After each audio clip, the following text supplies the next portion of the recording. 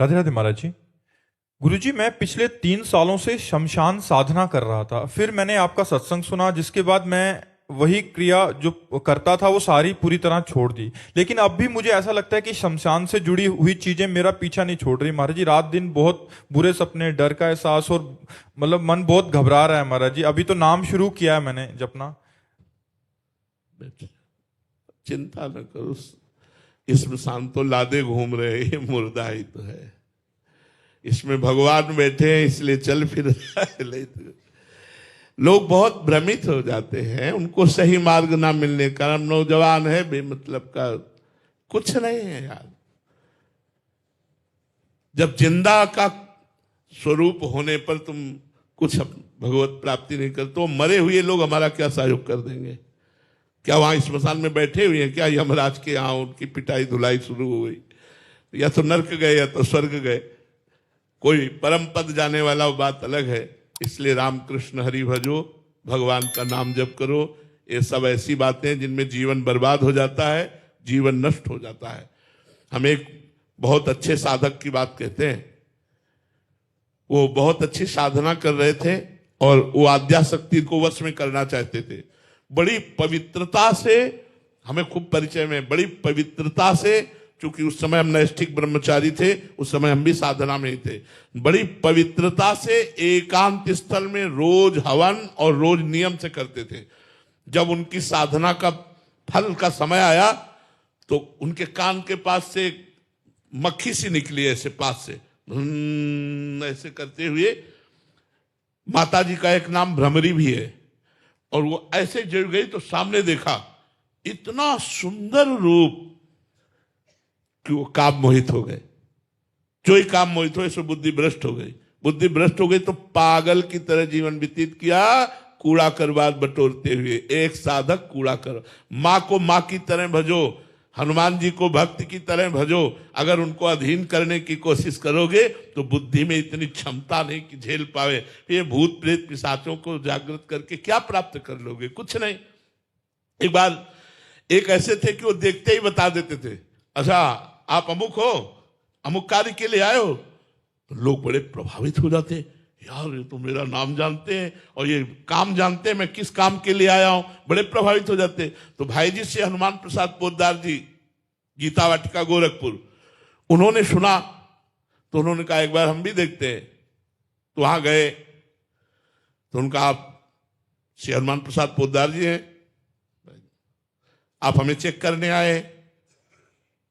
भाई जी ने कहा यार बड़ी जोर की सिद्धि है इसके पास, ये मतलब हमारे मन की बात तुरंत।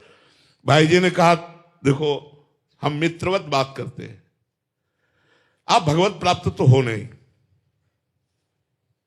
क्योंकि मेरी दृष्टि आपके ऊपर पड़ रही है, वजन तौल रहे हैं तो आप कुछ नहीं हो साधना में। आपको ये ज्ञान कैसे हो जाता है कि ये कौन आ रहा है, क्या काम करके आ रहा है? तो उनका किसी से कहना नहीं। तो हाँ बिल्कुल नहीं कहेंगे, वादा है।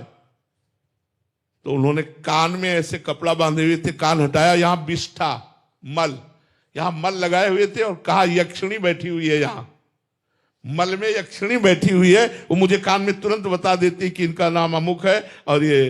तब भाई जी ने कहा छोड़ दो ये, नहीं तो तुम्हारी दुर्गति हो जाएगी। जब तुम मरोगे तो तुम नरक को प्राप्त होगे, क्यों तुम यक्षिणी की सेवा कर रहे हो, यक्षिणी को रिझाकर रुपया कमा रहे हो, भगवान का चिंतन भजन नहीं कर रहे हो। तो तुम, अब एक दिन इसी भय से भयभीत होकर उसने पूछा यक्षिणी से कि मैं कहां मरूंगा, कब मरूंगा? तो उन्होंने बताया नर्मदा के किनारे इस समय मरोगे। तो उन्होंने जा करके नर्मदा के किनारे मरने की कोशिश की तो उनको हटा करके पीछे ला करके कहा जिंदगी भर हमसे गुलामी कराता रहा, अब मैं तुमसे गुलामी करवाऊंगी। और उसे मार करके यक्ष बनाया, कल्याण नहीं हुआ। तो ये भूत प्रेत पिशाच मंत्र सिद्धि ये सब बेकार की बातें हैं। राम राम कहो, कृष्ण कृष्ण कहो, राधा राधा कहो, हृदय शांत रहेगा और प्रसन्न हो जाओगे और भगवान अधीन हो जाएंगे। सुमीर पवन सुत पावन नामू, अपने बस कर राखे रामू।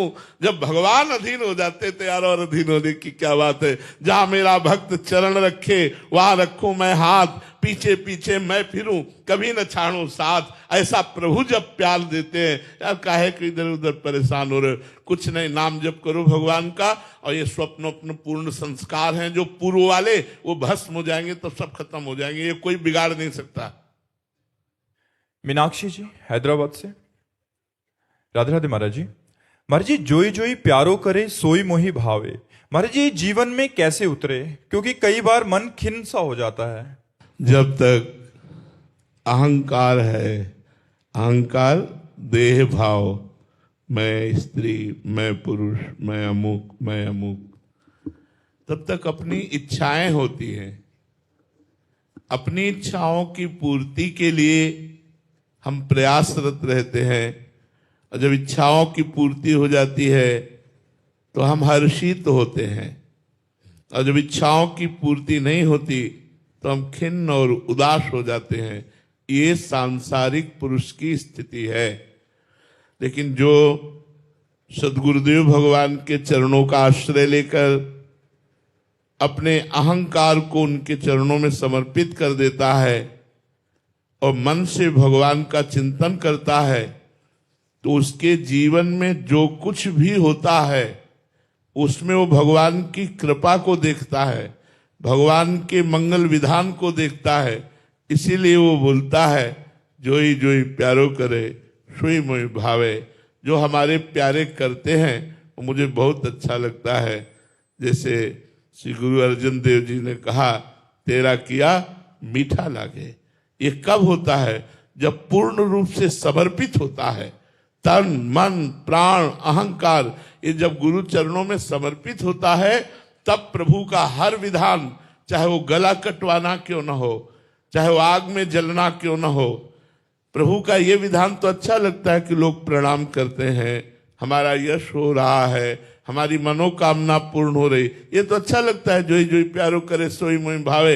लेकिन जब प्रतिकूलता मिलती है, जब अपमान मिलता है, जब तिरस्कार मिलता है, और जब कठोरता से हमारे साथ व्यवहार होता है, उस समय जब ये हम कहें जोई जोई प्यारो करे सोई मोहि भावे, तो ये बात बने। ये बात प्यार में होती है, प्रेम में।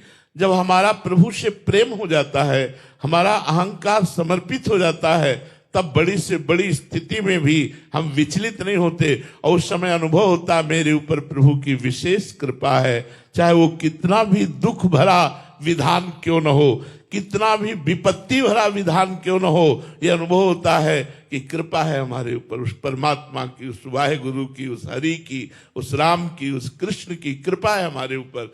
जो हर समय कृपा का अनुभव करता है वही बोल सकता है जोई जोई प्यारो करे सोई मोहि भावे। नहीं तो भाई ये बहुत कठिन बात है। अनुकूलता में तो प्यारे ठीक कर रहे, जब प्रतिकूलता होती तो हमारा मन प्रश्न कर देता है, प्रभु मैं आपका भक्त हूं, मेरे साथ ऐसा क्यों? इसका मतलब आपका तन, आपका मन, आपका प्राण, आपका अहंकार समर्पित नहीं हुआ, और जब तक समर्पित नहीं हुआ तो आप भक्त किस बात के? भक्त वही है जो तन वांग मनोभी रमलई सुहम तविवाश्रिता, शरीर वाणी मन बिना किसी कामना के परमात्मा के चरणों में अर्पित हो जाना, इसे भक्ति का स्वरूप कहते हैं। शरीर अर्पित है, अब चाहे दंड दिया जाए, चाहे पूजा की जाए इसकी, चाहे मान हो चाहे निंदा हो, प्राण आज रहे या चले जाएं, मन अशांत रहे या शांत, अब ये सब कुछ प्रभु को दे दिया है। मैं प्रभु का हूं, प्रभु के सिवा मेरा कोई नहीं, ऐसी ठसक रखो तो आ जाएगा जोई जोई प्यारो करे सोई मोहि भावे। ज्यो ज्यो राखत हो त्यों त्यों रहियत हो हरि। जैसे जैसे तुम रख रहे हो मैं वैसे वैसे रह रहा हूं। हर्ष तिवारी जी भोपाल से। राधे राधे महाराज जी। महाराज जी, किसी भक्त या साधक को परमात्मा जी की या साध्य की प्राप्ति होगी या नहीं, कैसे पता चलेगा? क्या लक्षण? ये उसके साधन से, बाहर से नहीं, बाहर से नहीं पता चलता, बाहर से नहीं पता चलता। हो सकता है बाहर से तुम जिसे पागल समझ रहे हो वो सिद्ध हो सकता है तुम जिसे भक्त समझ रहे हो वो विषयी हो, बाहरी नाटक कर रहा हो। नाटक में भी तो भक्ति का नाटक हो सकता है, स्वांग हो सकता है। बिन विवेक वैराग्य भक्ति बिन सत्य न एको मानो, भगवत विमुख कपट चतुराई सो पाखंड नहीं जानो। विवेक नहीं, वैराग्य नहीं, अनुभूतियां नहीं, भजन नहीं, तो पाखंड है। हो सकता है जिसे तुम पैंट शर्ट में देख रहे हो कोई सिद्ध पुरुष हो सकता है तुम जिसे संत वेश में देख रहे हो पाखंड कर रहा हो। बाहरी लक्षणों से पता नहीं चल सकता, ये आंतरिक लक्षणों की पहचान है। जब तक अंदर में स्वयं में भगवत चिंतन नहीं होगा तब तक हम संत को पहचान नहीं सकते। बाहरी लक्षणों से संत को पहचाना नहीं जा सकता। संत के आंतरिक लक्षण होते हैं जो नाना प्रकार के विकारों पर विजय प्राप्त करके हर समय भगवान के चिंतन में डूबे रहते हैं। किसी भी प्रकार के दुख सुख में उनका भजन नहीं छूटता है। सुख आवे तो भजन चल रहा है, दुख आवे तो भजन चल रहा है। अब ये अंदर की वृत्ति बाहर से कैसे पहचान सकते हो आप? और जिसका निरंतर भजन चल रहा है उसको निश्चित भगवत प्राप्ति होगी। जिसका भजन नहीं चल रहा और भगवान के प्रति भरोसा और शरणागति नहीं है तो भगवत प्राप्ति कैसे हो सकती है? फिर तो आवागमन चक्र में ही भटकना पड़ेगा। पूर्ण समर्पण, बस बहुत बड़ी बात यह है, पूर्ण समर्पण प्रभु को। जिसने अपने आप को हवाले कर दिया उसको भगवत प्राप्ति निश्चित हो जाएगी। उसका भजन निरंतर चलेगा, वो सहनशील होगा, वो करुणामय स्वभाव वाला होगा, वो कभी मोह से ग्रसित नहीं हो सकता, कभी अहंकार नहीं होगा, कभी कोई विषय उसे परास्त नहीं कर सकता, कभी मान अपमान निंदा स्तुति में वो नहीं पड़ सकता। द्वंद्वातीत, सुख दुख में समान भाव, वो परम पद का अधिकारी होता है। अब ये अंदर के लक्षण बाहर के लक्षणों से तो भगवत प्राप्ति का निर्णय नहीं किया जा सकता कि ऐसा कपड़ा पहने हो, ऐसे रहता हो तो उसे भगवत प्राप्ति हो जाएगी, ऐसा नहीं। ये आंतरिक लक्षण से वो कितना चिंतन करता है नाम का, वो कितना गुरुमुख होकर के गुरुवाणी का चिंतन करता है, कितना भगवत चिंतन करता है, उसी के परिणाम में उसको भगवत प्राप्ति होती है, ना कि किसी वेश आदि बाहरी लक्षणों से। कोई भगवत प्राप्ति जो महापुरुष हैं भगवत प्राप्त, उनके कोई ऐसे लक्षण है जिसमें ये तो आंतरिक लक्षण है और बाहरी वेश से हट के कोई लक्षण हो? बाहरी लक्षणों से नहीं पहचाना जा सकता। बाहरी लक्षण में तो फिल्म में और नाटक और नौटंकी में भी ऐसा रोल करता है कि सिद्ध पुरुष पीछे हो जाए, ऐसा करता है। बाहरी लक्षणों से बिल्कुल नहीं जाना जा सकता, क्योंकि साधुता एक स्थिति का नाम है। जो साधुता है वो एक स्थिति का नाम है, वो अंदर की स्थिति का नाम है। अगर वो अंदर की स्थिति निरंतर भगवान में जुड़ी हुई है तो आप साधु हैं। चाहे पैजामा कुर्ता में हो, पैंट शर्ट में हो, आप किसी भी भेष में हो। अगर आपका अंदर का चिंतन संसारिक चल रहा है तो आप किसी भी वेश में संसारिक है। तो बाहरी लक्षणों से हम इतना एक प्रभाव आपको संकेत में कह सकते हैं कि इनके दर्शन से, जिनके संभाषण से, जिनके संग से हमारे दोष छूटने लगे और भगवान प्यारे लगे, वो भगवान के जरूर निज जन है, वो भगवान के भजन में मस्त है, तभी उनका प्रभाव पड़ता है, अन्यथा नहीं। बस ऐसे बाहरी लक्षण तो कुछ ही है, बकाया बाहरी लक्षणों से हम प्रमाणित नहीं। बाहरी लक्षण काल नेमी राक्षस साधु का वेश रखकर और जय सिया राम, जय सिया राम, जय सिया राम, जय सिया राम, हनुमान जी जैसे ज्ञानी महात्मा, ज्ञानिनाम अग्रगण्यम बुद्धिमताम वरिष्ठम, वो जाकर उसे प्रणाम कर रहे हैं। वो कह रहा मैं यहां से देख रहा हूं राम रावण युद्ध हो रहा है, ऐसा हुआ ऐसा, चलो तुम नहा के आओ, मैं तुम्हें गुरु मंत्र देता हूं, तुमको भी सब दिखाई देने लगेगा। इतने बड़े ज्ञानी महात्मा उस वेश का सम्मान करते हुए स्नान करने के लिए जाते हैं। तो वहां भगवान के द्वारा प्रेरित एक मकरी ने उपदेश किया कि राक्षस है, ये महात्मा नहीं है। तो हनुमान जी ने उससे फिर उद्धार किया। तो आप सोचो, ज्ञान इनाम अग्रगण्यम बुद्धिमताम वरिष्ठम, जो हनुमान जी महाराज हैं वो भी भूल कर बैठे और कालनेमी राक्षस की आज्ञा पर। तो ये वेश ऐसा है कि इस वेश में पता नहीं कौन क्या कैसे क्या। साधुता स्थिति का नाम है, ना कि वेश का। वेश तो हम आचार्यों की कृपा से धारण करते हैं। हमारे गुरुजनों ने जो हमें वेश दिया है वो वेश तो हम अपने आचार्य और गुरुजनों के लिए धारण करते हैं। बकाया स्थिति महापुरुषों की हृदय की मानी जाती है, बाहरी वेश से नहीं। बाहरी वेश से नहीं, आंतरिक स्थिति से महापुरुषों का आदर होता है। बाहरी वेश तो सम्माननीय है ही, लेकिन अगर आंतरिक स्थिति नहीं तो भगवत प्राप्त नहीं हो सकता। मीनाक्षी जी रुद्रपुर से, उत्तराखंड। राधे राधे महाराज जी।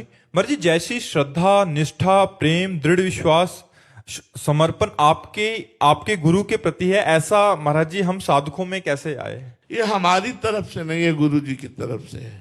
उन्होंने घसीटा है हमें, उन्होंने घसीटा है। हम तो क्या जाने वैराग्य, क्या जाने ज्ञान, क्या जाने भगवान की महिमा। बच्चा थे, 13 वर्ष की अवस्था थी, गुरु ने अंदर से घसीटा। जिधर देखते उधर सब नाश का खेल दिखाई देता। उस समय भी कक्षा 8 में जब पढ़ रहे थे तो जब आकर बस्ता अपना झोला टांगते, बैग टांगते, तो सबसे पहले मां मिलती। मां को देखते ही लगता है मरेगी, फिर कैसे जीऊंगा। पिताजी ये भी जाएंगे, फिर कैसे जीऊंगा। परिवार ये भी सब जाएगा, कौन मेरा है, ऐसा कौन मेरा है जो मेरे साथ रह सके। हम उदास हो जाते। और उस समय संत जन आया करते थे तो कुछ ना कुछ उपदेश करते रहते थे। घर में संत पधारते थे। कभी कभी मंडली की मंडली संतों की आती थी गांव में भ्रमण करते हुए, तो उनके उपदेश सुनते। बस दृढ़ निश्चय हो गया कि इस जन्म का पूर्ण कार्य है भगवान की प्राप्ति करना। भगवान ही एक ऐसे हैं जो अविनाशी मेरे दोस्त हैं। वही तुम्हें माता च पिता तुम्हें, तुम्हें बंधुश्च सखा तुम्हें, तुम्हें विद्या द्रविणं तुम्हें सर्वम मम देव देव। निश्चय कर लिया। 9th साइंस साइट पास होते होते निश्चय हो गया कि अब मुझे भगवान के मार्ग में चलना है। शाम के भारी आग पैदा हो गई। वो भगवान के द्वारा दी हुई थी, मेरा कुछ उसमें नहीं है। बस मां से कहा, मां कल हम बाबा जी बन जाएंगे। रे बाबा जी बन जाओगे जैसे मां गाँव। हम कहा अम्मा पक्की बात कहता हूं, कल सुबह तुम्हें नहीं मिलूंगा। अबे जा चुपचाप सो जाके, बेकार की बात करते हो। भजन करना है तो घर में बैठ के भजन करो, जैसे पिताजी करते हैं, जैसे और परिवार के सदस्य करते हैं। भागने की जरूरत क्या, हम तुम्हें भजन के लिए रोकती हैं क्या? हमें उनको सूचना देनी थी। बस 3:30 बजे सुबह प्रातःकालीन भाग पड़े घर से। और जिस दिन से निकले, आज 55-56 वर्ष की आयु शरीर की है, आज तक कभी नहीं गए। जिस दिन से निकले आज तक। इसमें हमारे गुरु की कृपा है, इसमें हम कहीं नहीं है। हमारी सामर्थ्य क्या थी, बच्चा थे, कहीं भी भटक सकते थे, कोई भी फंसा सकता था, लेकिन वो सदगुरु जिसने घर से निकाला, आज यहां तक पहुंचाया, इसमें गुरु कृपा ही प्रधान है। हम कहीं नहीं है। हमारा कोई साधन, हमारी कोई तपस्या, हमारा कोई ज्ञान नहीं, इसमें गुरु कृपा है। केवल गुरुदेव की कृपा से ही ये सब सुलभ हुआ। वो कृपा करे तो सबके लिए सुलभ हो जाए। डॉक्टर इश्मित कौर जी, दिल्ली से। राधे राधे महाराज जी। महाराज जी, आप कह रहे हैं कि आप डॉक्टर हैं और कभी कभी इतना ज्यादा व्यस्तता हो जाती है कि 24 से 36 घंटे लगातार ड्यूटी हो जाती है। पर महाराज जी ये कह रहे हैं कि ये भी भगवत प्राप्ति के मार्ग पे चलना चाहते हैं और मतलब जो गुरुजनों से द्वारा दी गई दिनचर्या है उसको करना चाहते हैं। बट ऐसे में महाराज जी जब इतनी ज्यादा व्यस्तता होती है, आपकी दिनचर्या बैठकर आरती करना, अगरबत्ती लगाना, पूजा करना, ये नहीं। आप जो बताए धन्यवाद है। 24 घंटे 36 घंटे आप मरीजों की सेवा करती हैं। मरीज रूप में भगवान ही पधारते हैं। आप केवल भावना बदलिए, उनमें भगवत भाव कीजिए और नाम जप जितना अधिक कर सकती है। नाम जप करने के लिए हम सेवाएं करते हुए भी नाम जप कर सकते हैं। तो मरीज की जो भावना है उसका त्याग करो, उसमें भगवान की भावना अगर ले आओ कि भगवान इस मरीज के रूप, तो सच्ची कहते हैं आपकी डॉक्टरी आपको भगवत प्राप्ति करा देगी। 36 घंटे दुखी जनों की सेवा करना, इससे बड़ा कोई कार्य है? आप नाम जप जरूर करते रहिए और इस कार्य को कृष्णार्पणम मस्तु करते रहिए। 10-10 घंटे में हे भगवान, ये जो 10 घंटे सेवा की ये आपके चरणों में समर्पित। तो ये समर्पण, कर्म समर्पण और नाम जप, इन दोनों के प्रभाव से आपको भगवत प्राप्ति हो जाएगी। अलग से अगरबत्ती और आरती करने की जरूरत नहीं। जो जहां है वो अपने धर्म पूर्वक कर्तव्य का पालन करे और भगवान का नाम जप करे तो निश्चित भगवत प्राप्ति हो जाएगी। आप इसमें बिल्कुल संकोच न कीजिए।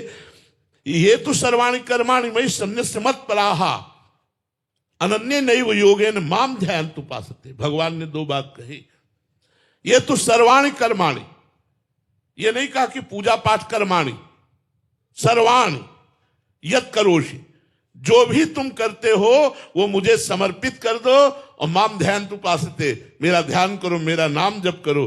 तेसाम हम समुद्धरता मृत्यु संसार सागरात, इस मृत्यु संसार सागर से मैं उसका उद्धार कर देता हूं। तो आप निश्चिंत रहिए, खूब अच्छे से मरीजों की सेवा कीजिए और नाम जप कीजिए। कोई गरीब मरीज आ जाए तो अपने पास से भी पैसे लगा करके उसकी सेवा कर दीजिए, बहुत बड़ा उपकार हो जाएगा। स्वामी कृष्ण प्राणानंद सरस्वती जी महाराज। राधे राधे महाराज जी। महाराज जी, मैं आपसे अनुभूति और साक्षात दर्शन के बारे में जानना चाहता हूं। महाराज जी, साक्षात प्रभु के दर्शन कब होते हैं, कैसे होते हैं? ये सब साक्षात ही तो है, सब साक्षात है। केवल हमारी दृष्टि त्रिगुणमयी है, इसलिए मुझे जड़ और चैतन्य, स्त्री और पुरुष, मूर्ख और विद्वान, असाधु और साधु दिखाई दे रहा है। नहीं, सच्ची पूछो, हमारे ज्ञान नेत्र खुल जाए तो सर्वम खलमिदम ब्रह्म ने नानास्ति किंचन, एकमात्र परमात्मा के सिवा कुछ नहीं है, वही है। जड़ चेतन जग जीव जत सकल राम में जानी, बंदो सबके पद कमल सदा जोरि जुग पान। ये तभी हो सकता है। शांति व्यर्थ कालत्वम विरक्तिर्मान शून्यता, आशा बंधा समुत्कंठा नाम गाने सदा रुचि, आसक्तिस तद्गुणा खाने प्रीतिस तद्वस्ति स्थले।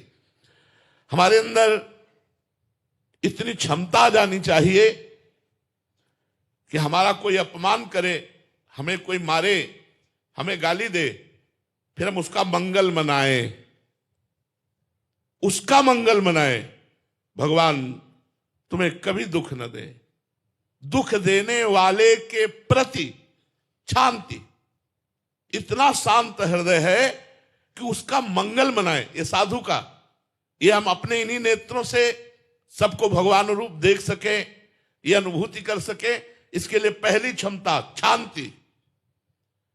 जो हमारा अपमान करे, जो हमारी निंदा करे, जो हमारा तिरस्कार करे, हम हृदय से उसका मंगल मनाए। भगवान तुम्हारा मंगल करें। पहला, या मेरे भगवान ही मेरे साथ ये प्रतिकूल की लीला कर रहे हैं। ये दो बातों में एक बात होनी चाहिए। या तो हमारा बुरा करने वाले के प्रति मंगल भाव, भगवान तुम्हारा सर्वलोक में मंगल करे, तुम जो हमें कष्ट दे रहे हो, ये हमारे पापों का प्रायश्चित करा रहे हो, इसमें तुम निमित्त मात्र केवल हो, ये मेरे ही कर्मों का फल है, भगवान तुम्हें दंड ना दे। इससे भी ऊंची बात, स्वयं भगवान ही इस रूप में हमारे साथ प्रतिकूलता का खेल खेल रहे हैं। ये भाव, शांति, अव्यर्थ कालत्वम, एक सेकेंड भी भगवान का भजन नहीं रुकना चाहिए। त्रिभुवन की राज्य लक्ष्मी देने पर भी जो आधे पल के लिए भी भगवान का विस्मरण नहीं करता, वो भगवान का महान भक्त होता है। तो जो अनुभूति करनी है, सर्वत्र भगवत दर्शन करने हैं, तो निरंतर नाम चलना चाहिए। चाहे वो गुरु मंत्र हो, चाहे गुरुमुख नाम हो, वो निरंतर भगवत चिंतन चलना चाहिए। जितना अंतर पड़ेगा उतनी ही हानि है, उतनी ही विलंबता है, उतना ही विलंब हम है अनुभूति के लिए। अगर अनुभूति के लिए हमें तत्पर होना है तो हमें निरंतर, भक्त है कि त्रिभुवन की राज्य लक्ष्मी देने पर भी आधे पल के लिए अपने प्रभु का विस्मरण ना करे, वो भक्त। अव्यर्थ कालत्वम, एक सेकंड भी व्यर्थ नहीं जाना चाहिए। शांति अव्यर्थ कालत्वम, विरक्ति, वैराग्य होना चाहिए। जिन भोगों में संसार फंसा हुआ है, उन भोगों में हमारी अरुचि होनी चाहिए। ब्रह्म तत्व की अनुभूति के लिए, भगवत साक्षात्कार के लिए यह अत्यंत आवश्यक है। लोक परलोक के भोगों से वैराग्य और मान शून्यता। सबही मान प्रदापमानी, दूसरों को तो मान दे, स्वयं मान स्वीकार न करे। दंडवत प्रणाम नमस्कार पूजा पाठ ये सब नहीं। हम इसके योग्य नहीं है। अंदर से लड़ाई ना करे, कोई पैर छूने आ रहा मुझसे दबका दे, नहीं नहीं ऐसा नहीं, पर अंदर से विचार करे मैं इसके योग्य नहीं हूं। मान शून्यता, आशा बंधा, इसी जन्म में मुझे भगवत प्राप्ति होगी, ये दृढ़ आशा करो, इसी जन्म में मुझे गुरु कृपा से भगवत प्राप्ति होगी। आशा बंधा, समुत्कंठा, नाम गाने सदा रुचि, उत्साह पूर्वक भगवान के गुण गान करना, ये बहुत बड़ी बात है। संतों ने इन्हीं गुण गान करके भगवान को रिझा लिया। बड़े बड़े महापुरुषों ने अपने इष्ट के, अपने गुरु के गुणों का गान करना, पदों का गान करना, पदों के द्वारा जो महापुरुषों ने भगवान के नाम रूप गुण लीला धाम या गुरु महिमा का वर्णन किया गया है, उन पदों के गायन से बहुत जल्दी भगवत प्राप्ति होती है। भगवान का नाम और भगवान की लीला गुण से भरे हुए पदों का गायन।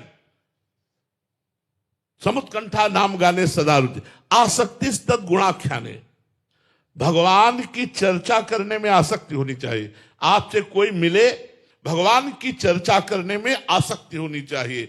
जहां चार लोग बैठे वहां प्रभु की चर्चा करें, अपने गुरु की चर्चा करें, अपने इष्ट की चर्चा करें।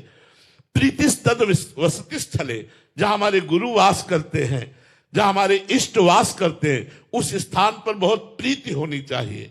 जैसे हमारे इष्ट हैं प्रभु श्री प्रिया प्रीतम, तो उनकी लीला स्थली है, तो आजीवन के लिए नियम ले लिया, प्रण लेता हूं, प्राण चाहे निकल जाए, ब्रजधाम को नहीं छोड़ूंगा। आसक्ति, प्रीति इतनी कर लेनी चाहिए कि वहीं वास करना चाहिए। अगर ये लक्षण है तो निश्चित आपको भगवत प्राप्ति हो जाएगी, निश्चित आपको ब्रह्म दर्शन हो जाएगा, जो चाहोगे वो प्राप्त हो जाएगा। ये लक्षण आने चाहिए जीवन में।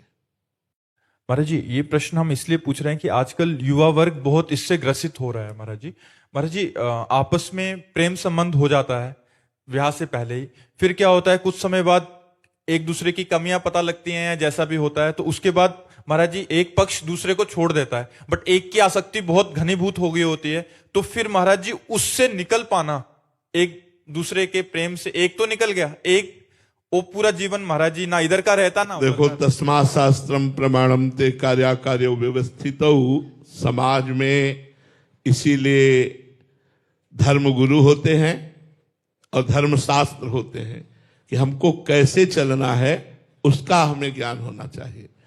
हम मित्रता करना पाप नहीं समझते, लेकिन मित्रता करके गंदा आचरण करना पाप है। हम कह रहे हैं आप मित्र बन जाओ और फिर अपने माता पिता से मिलो और दोनों के आशीर्वाद लो और पाणी ग्रहण संस्कार कर लो, ब्याह कर लो, आजीवन साथ रहो। जब तक पाणी ग्रहण ना हो, जब तक कानूनी तुम उसकी पत्नी न बन जाओ, पति पत्नी का संबंध ना हो जाए, तब तक बच्चों को बहुत सावधान रहना चाहिए। और आज ये गर्लफ्रेंड बॉयफ्रेंड जो चला है, ये बहुत ही बच्चों के लिए हानिकारक है। कई बच्चे सुस्त कर लेते हैं, कई बच्चे विक्षिप्त हो जाते हैं, डिप्रेशन में पहुंच जाते हैं। नया हृदय होता है, अब खेल खेल में एक दूसरे को हृदय दे दिया और वो उसका महत्व नहीं समझते, वो एक से दूसरे ब्रेकअप चला है, ब्रेकअप। अब ये है क्या? ये हमारे देश की संस्कृति है?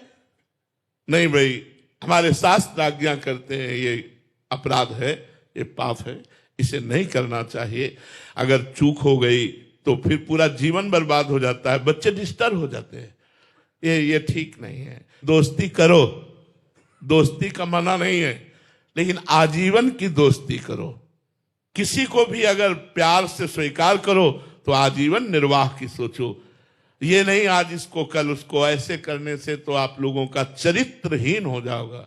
देखो, एक अंग्रेजी में हमको सूत्र मिला था, उसका हिंदी में अर्थ था पैसा गया कुछ नहीं गया। Money is loss, nothing is loss. स्वास्थ्य गया तो कुछ गया, health is loss, something is loss. और अगर चरित्र गया तो सब कुछ गया। Character is loss, everything is loss. आज उल्टा है, उल्टा। ये जो दोस्ती है, हमें इससे कोई नफरत नहीं है, इससे कोई हमें गिला शिकवा नहीं। पवित्र दोस्ती रखो। दोस्त वही जो अपने दोस्त को आगे बढ़ावे, दोस्त को नीचे गिरा दे, दोस्त की भावनाओं को रौंद दे, दोस्त को कूड़ा करकट कर दे, ऐसा नहीं। ये दोस्ती भी क्या जो निर्वाह न कर पावे, वो दोस्ती क्या। और आजकल ऐसे दोस्त मिलना मुश्किल है जो निर्वाह करे। है, ऐसा नहीं हम कहते कि नहीं है, लेकिन वही दोस्ती अच्छी है जो आजीवन निर्वाह हो। ये इधर उधर की बातें, अब इस विषय में हम क्या बोल सकते हैं, क्योंकि ये न पहले था, न इस विषय का कोई प्रसंग पहले था। आज के 40 वर्ष पहले गर्लफ्रेंड बॉयफ्रेंड था ही नहीं। स्कूलों में बच्चे बच्चियां सब ऐसे खेल कूद के पढ़ते थे, कहीं ये गंदी बातें थी ही नहीं। आज तो 12 वर्ष 13 वर्ष का बच्चा गंदी बात में बड़ा प्रवीण है, मोबाइल गुरु है, उससे सब सीख लेता है। तो पहले मोबाइल था नहीं, स्कूल में सब सयाने बच्चे बच्चियां पढ़ते थे, कभी दोस्त दृष्टि नहीं, हंसी खेल ऐसे, कभी कोई दोस्त दृष्टि नहीं। आजकल बच्चों में बहुत मलिनता आती चली जा रही है कि हमारे भारत का भविष्य, जो ये नई पीढ़ी है, इसमें व्यसन और व्यभिचार ये दो बहुत जोर से बढ़ रहे हैं। बड़ा संकटपूर्ण है, क्योंकि यही हमारे पदाधिकारी बनेंगे बच्चे, यही हमारे न्यायाधीश बनेंगे, ये एमएलए बनेंगे, यही सांसद बनेंगे, यही डॉक्टर मास्टर बनेंगे बच्चे। अगर व्यसन और व्यभिचार से युक्त हैं तो हमारे समाज को ये सुख नहीं पहुंचा पाएंगे, शोषण करेंगे ये। अगर व्यसन और व्यभिचार मुक्त हैं तो यही हमारे समाज के उज्जवल भविष्य, समाज को सुख पहुंचाएंगे। तो हमें लगता है जब तक अध्यात्म से नहीं जुड़ा जाता तब तक आधुनिक पढ़ाई से हमें बचा नहीं पाएगी। हमें अध्यात्म से जुड़ना चाहिए, भगवान का नाम जप करना चाहिए, थोड़ी देर सत्संग जरूर सुनना चाहिए, गुरुवाणी संतों की वाणी जरूर पढ़नी चाहिए, जिससे हमारा चरित्र पवित्र हो। चरित्र ही सब कुछ है।